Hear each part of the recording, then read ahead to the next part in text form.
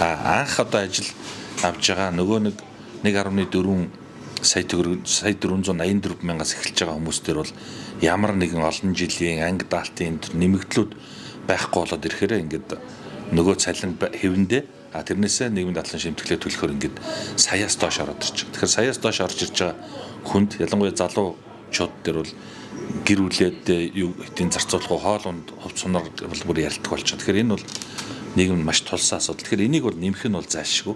За нэмэх гэхээр хоёр асуудал байна. Нэг нь улсын төсөв засгийн газар дээр батлагдаад ороод ирсэн энэ төсвийн одоо алдагдaltaй хязгаар энэ жилийн төсөв гэхэд ойролцоогоор 32.9 их нийт төгрөгийн төсөв маань дээшээ нэмэгдэх боломж байхгүй.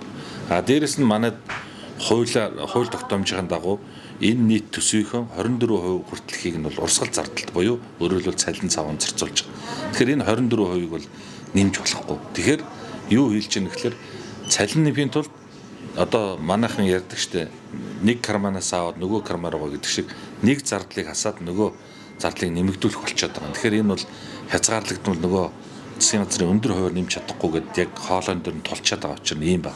Ер нь бол бид нар тэртээ тэргүй одоо уул уурхай орон хөдөө аж ахуйн салбар хоёр дахь салбар байна. Тэгэхээр бид нар бол энэ одоо улсын төсөв рүү яг жинкнээсээ нэмэгдүүлэхийн төсөв рүүгээ орж ирдэг мөнгөө нэмэгдүүлэх ёстой.